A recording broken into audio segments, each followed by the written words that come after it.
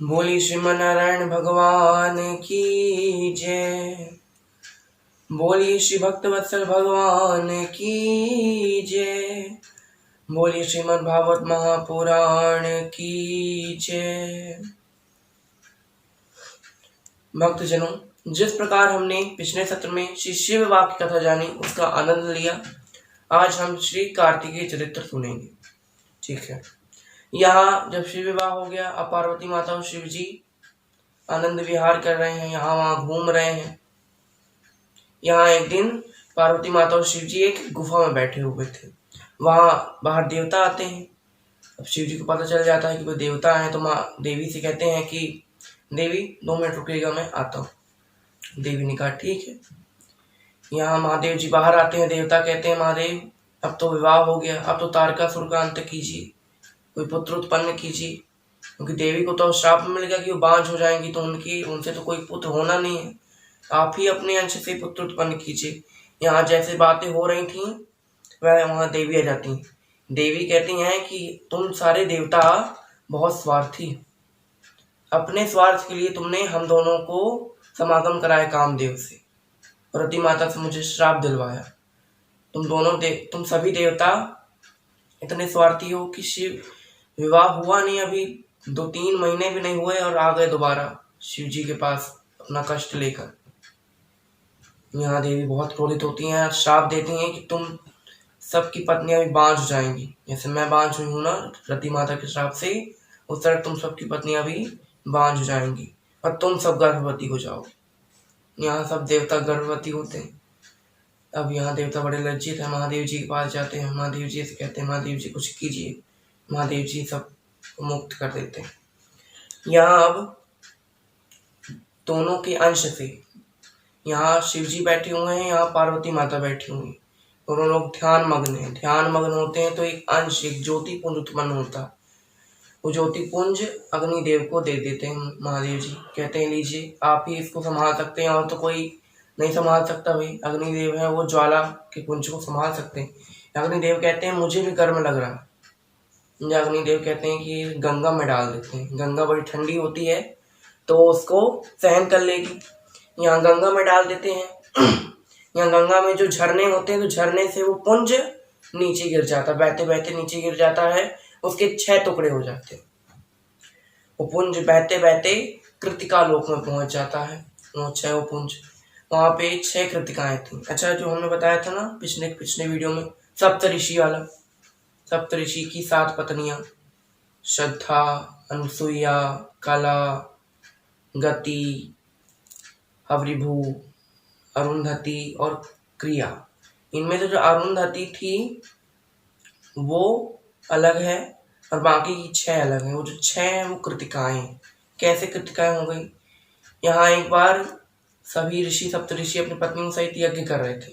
यहाँ देवियां नहाने जाती हैं, स्नान करने जाती हैं, तो वहाँ अग्निदेव आते हैं। अग्निदेव उन सबको स्पर्श कर लेते हैं, लेकिन अरुंधति को नहीं स्पर्श कर पाते। अरुंधति समझ जाती है कोई पर पुरुष है। अरुंधति बाहर आ जाती है जल से। यहाँ तीनों को स्पर्श कर लेते हैं अग्निदेव। यहाँ फिर सप्तऋषि कहते हैं कि आप 6 अछूत हो गई, हम आपको अपने साथ नहीं रखेंगे, आप अब हमारे साथ नहीं रह सकते। लेकिन अरुंधति को नहीं स्पर्श किया, तो अरुंधति वशिष्ठ मुनि की पत्नी जो है उनके साथ रहती है। जब भी आप आकाश में देखेंगे सप्तऋषि मंडल, तो आखिरी का जो तारा होगा उसके बगल में एक और तारा होता है, वो अरुंधति माता। बाकी के बगल में उनकी पत्नियां नहीं रहती।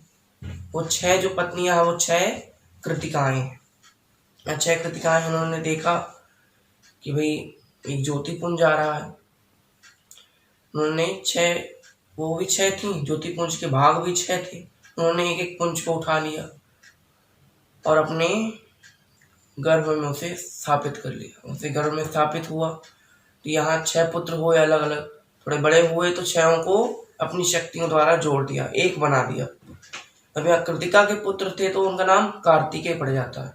यहाँ कुछ वर्षों बाद जब महादेव जी कहते हैं कि भाई कृतिकाओं से अब कार्तिक को लाना है, तारकासुर का अंत करवाना है, तो लाते हैं। कार्तिकेय को कई सारी विद्याएं सिखाई जाती हैं। यहाँ तारकासुर ब्रह्मदेव की तपस्या करता है और एक और वरदान मांगता है कि ना मुझे कोई एक व्यक्ति मार सके, ना कोई समूह मार सके। यहाँ कार्तिकेय भगवान देवताओं के सेनापति के रूप में उपस्थित होते हैं।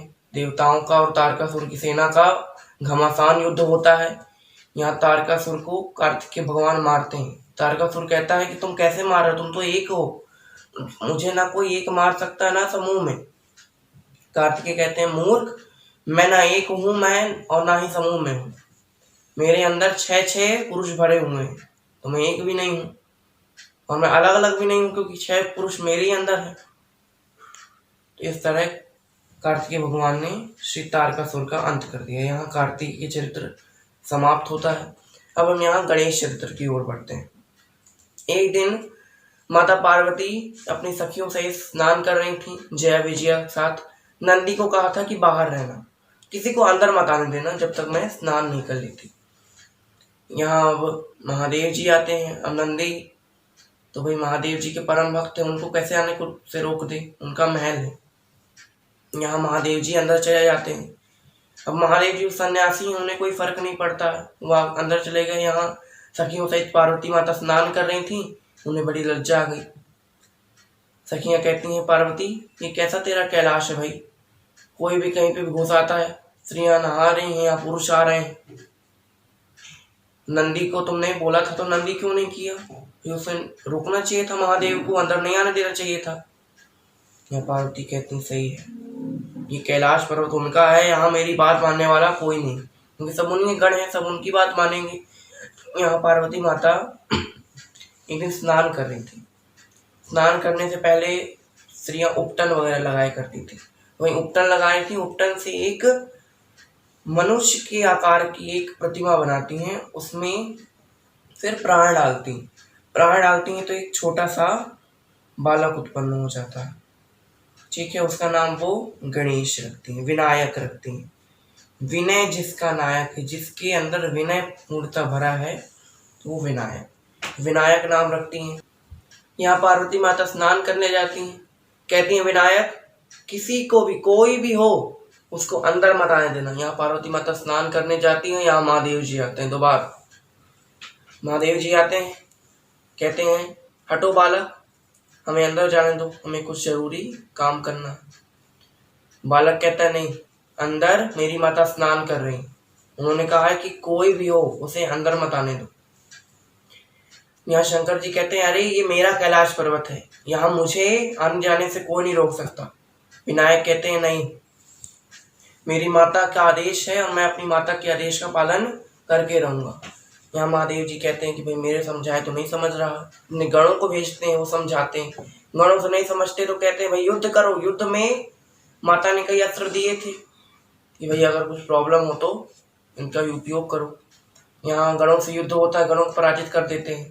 यहाँ देवता आते हैं, देवता पहले समझाते हैं, कुछ लालच देते हैं, लेकिन फिर नहीं मानते। फिर युद्ध होता है, युद्ध में देवता पराजित हो जाते हैं। यहाँ नारद जी सब बता रहे हैं माता को कि भाई देवता आए हैं, आपके बालक के साथ युद्ध कर रहे हैं। माता कहती हैं मेरे छोटे से बालक से बड़े बड़े देवता युद्ध करेंगे। यहाँ माता अपने अंश से 2 शक्तियां उत्पन्न करती हैं, श्री माता महागौरी और श्री माता कालिका। ये दोनों देवियां देवताओं के साथ घमासान युद्ध होता है। यहाँ पर देवता भी हार जाते हैं। यहाँ ब्रह्मा विष्णु आते हैं, उनको समझाते हैं, उनसे युद्ध होता है। यहाँ ब्रह्मा जी को जब घायल कर दिया, शिव जी के पिता को जब घायल कर दिया, तो शिव जी को क्रोध आया। अब वो तांडव कर रहे हैं, बिल्कुल घमासान तांडव हो रहा है, पूरे प्रलय मचा रहे हैं। यहाँ पर अपना त्रिशूल उठाते हैं, त्रिशूल से उस बालक का सर धड़ से अलग कर देते हैं। यहाँ भाई माता को तो कुछ पता नहीं है। यहाँ नारद जी आते हैं, नारद जी बताते हैं कि माते आपका जो पुत्र था ना, जिसको आपने संरक्षण में रखा था, उसका महादेव जी ने सर काट दिया। माता की अब क्रोध और दुख का कोई ठिकाना नहीं। माता रो रही है, रो रही है, रो रही है, और यहाँ क्रोध आ जाता है। कहती हैं कि इन सभी गणों का, सारे देवताओं का मैं नाश कर दूंगी, प्रलय मचा दूंगी। यहाँ देवी साक्षात अपना महादुर्गा रूप धारण करती है, हजारों भुजाएं, हजारों नेत्र, हजारों पांव, हजारों सर, ऐसा रूप धारण करती है महादेवी। और अपनी कई शक्तियों को उत्पन्न करती हैं, 9 दुर्गाओं को उत्पन्न करती हैं, 10 महाविद्याओं को उत्पन्न करती हैं। यहाँ सबको आके देती हैं कि जितने देवता हैं कैलाश में, जितने गण हैं, सबका अंत कर दो, कोई नहीं बचना चाहिए महादेव जी को छोड़ के। महादेव जी को नहीं मार सकती ना, पति हैं कैसे भी, लेकिन देवताओं का जितने हैं सबका अंत कर दो, पूरी सृष्टि में प्रलय मचा दो। मेरा पुत्र नहीं जीवित रहा तो सृष्टि में अब कोई भी चीज जीवित नहीं रहेगी। यहाँ बहुत क्रोध उत्पन्न होता है, यहाँ कई देवताओं का नाश होता है। यहाँ अब ब्रह्मा विष्णु आते हैं, कहते महाराज आपने तो कार्य कर दिया, लेकिन यहाँ देवी प्रलय मचा रही है, सारे देवताओं का अंत हो रहा, कुछ कीजिए। नारद जी से कहा, नारद देखो हम देवता जाएंगे तो माता हमको मार देंगे, लेकिन तुमको कुछ नहीं कहेंगे। कि दो कारण है कि भाई तुम ब्राह्मण हो, दूसरा कारण कि भाई तुमने बताया कि तुम आपके पुत्र का अंत हो गया, तो माता तुम्हें कुछ नहीं कहेंगे। यहाँ जाओ, माता को शांत करो। यहाँ नारद जी आते हैं कई ऋषियों को लेकर और माता की और नौ दुर्गा माता की स्तुति करते हैं। यहाँ स्तुति सुनकर माता भवानी तो प्रसन्न हो जाती हैं, थोड़ी प्रसन्न हुई, बहुत ज़्यादा प्रसन्न नहीं है, थोड़ी प्रसन्न होती है, थोड़ा सा शांत होता है क्रोध और अपनी शक्तियों को वापस बुला लेती। नारद जी से कहती हैं, नारद जी आपने तो मुझे शांत कर दिया, लेकिन अभी मैं पूर्णतः शांत नहीं। नारद जी ने कहा, देवी अब जो चीज हो चुकी है, जो घटना घट चुकी है और इसका कोई जब उपाय नहीं है, तो आप क्यों क्रोध कर रही हैं। देवी एक बात कहती है, बहुत एक सुंदर सी बात है। क्या कहती है देवी, देखिए नारद जी, इस अचर चराचर विश्व में कुछ भी असंभव नहीं। अगर मानव की सच्ची निष्ठा हो तो कुछ भी कर सकता है, कुछ भी असंभव नहीं है। यहाँ नारद जी कहते हैं, अच्छा माते तो आप ही उपाय बताइए। कहते हैं, शांति स्थापना केवल एक उपाय है। अगर मेरा पुत्र दोबारा जीवित हो जाए और उसे सब देवताओं में प्रथम पूज्य बना दिया जाए। नारद जी ने कहा, ठीक है। यहाँ महादेव जी के पास आते, महादेव जी कहते ठीक, अपने गणों को भेजते हैं, कहते हैं कि उत्तर दिशा में जाओ। उत्तर दिशा में सबसे पहले जो भी जीव मिले जो अपनी माता से विमुख होकर सो रहा है, उसका सर काट कर ले आओ। यहाँ सर काट के वही ले आते हैं। यहाँ देवता सर काट के ले आते हैं। अब कोई निर्दोष प्राणी का भी सर कट गया, क्यों कटा, कई लोग मन में प्रश्न उठता। तो वो जो गज था वो ऐरावत था। कैसे, एक बार इंद्र की सभा में सभा हो रही थी, भाई नृत्य हो रहा था, तब ऐरावत को गुस्सा आया, बड़ा क्रोध आया, अभिमान हो गया कि मैं इंद्र का वाहन हूँ, मैं गजेंद्र हूँ, मैं समुद्र मंथन से निकला हूँ। बड़ा उन्हें अपने अभिमान हो गया। यहाँ सब कुछ विध्वंस करने लगते हैं इंद्रलोक में। इंद्र शाप देते हैं, जाओ, तुम्हें अपना अभिमान बहुत प्रिय ना, इस सर में, इस सूंड में बड़ा घमंड है, ये सर तुम्हारा कट जाए, तुम पृथ्वी लोक में जन्म लो और तुम्हारा सिर कोई काट ले जाए। तो ऐरावत का सिर था, तो ऐरावत का सिर यहाँ गणेश जी को लगाया जाता है। अच्छा, कुछ लोगों के मन में और प्रश्न उठता है कि जो सर कटा था वो कहाँ चला गया भाई। तो वो सर चंद्रलोक में चला गया था। वो सर था विघ्न करता और ये है विघ्न हरता। विघ्न करता मतलब, अच्छा महादेव, यहाँ गणेश जी विघ्न हरता है, तो विघ्न कैसे हरेंगे, जब लोगों के जीवन में विघ्न आएंगे। और विघ्न लाने का काम वो कटे हुए शीश का है, विघ्न करता का। जब विघ्न आएंगे तो भगवान के पास जाएंगे लोग, भगवान से जोड़ने का काम उस कटे हुए शीश का था, विनायक का। यहाँ पे शीश जोड़ देते हैं, गणेश जी का पुनर्जीवित हो जाते हैं। यहाँ माता हर्षोल्लास से प्रसन्न हो जाती हैं और सभी देवताओं में प्रथम पूज्य की पदवी प्रदान करते हैं। भाई जो भी कार्य होगा, अगर गणेश जी का आवाहन नहीं हुआ तो कार्य सिद्ध नहीं होने वाला। ठीक है, यहाँ पर आज की कथा समाप्त होती है। श्री गणेश और कार्तिक के चरित्र हमने आज सुना। अगली कथा में महादेव जी के 2-3 और चरित्र सुनेंगे, उसके बाद भागवत जी में आगे बढ़ेंगे। आज के लिए बस इतना ही, धन्यवाद। श्री भागवत भगवान की है आरती, पापियों को पाप से है तारती।